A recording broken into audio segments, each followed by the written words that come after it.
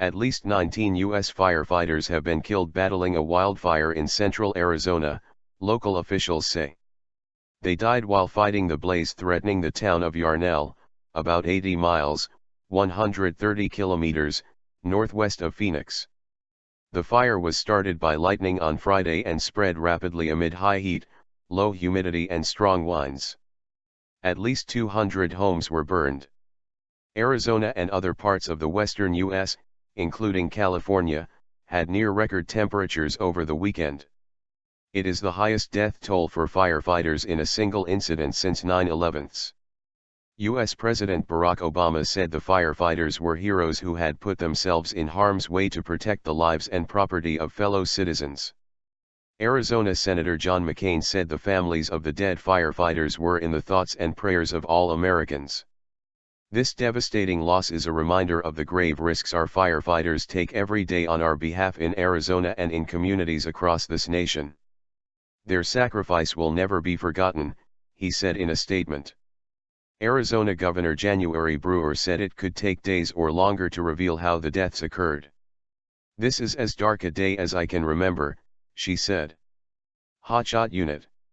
It has been confirmed that 19 wildland firefighters have lost their lives on the Yarnell Hill Fire, Arizona, the U.S. Wildland Fire Aviation said in a statement. The firefighters were part of a specially trained hotshot unit who had battled other wildfires in New Mexico and Arizona in recent weeks, officials say.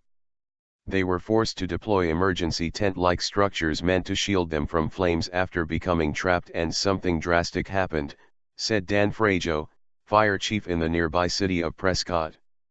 One of the last fail-safe methods a firefighter can do is literally to dig as much as they can down and cover themselves with a protective fire-resistant material, with the hope that the fire will burn over the top of them and they can survive it, he said. Under certain conditions there's usually only sometimes a 50% chance that they survive.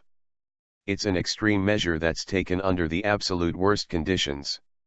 2 other members of the elite unit who suffered severe burns have been flown to a burn treatment center in Phoenix. MAP.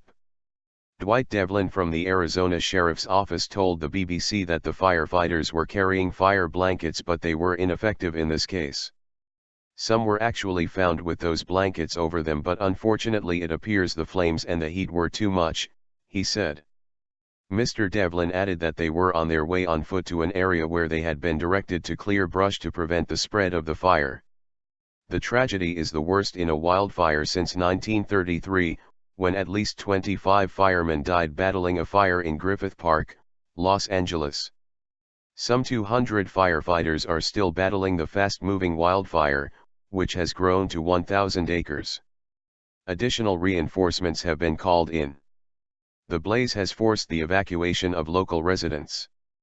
An estimated 200 homes were destroyed in Yarnell, the Associated Press reported, almost half the properties in the town. In recent days, dozens of people across western U.S. states have been treated for exhaustion and dehydration, as the heat wave continues. Temperatures in some areas were expected to reach 54°C, 130°F, close to the world's all-time high recorded 100 years ago in California's Death Valley.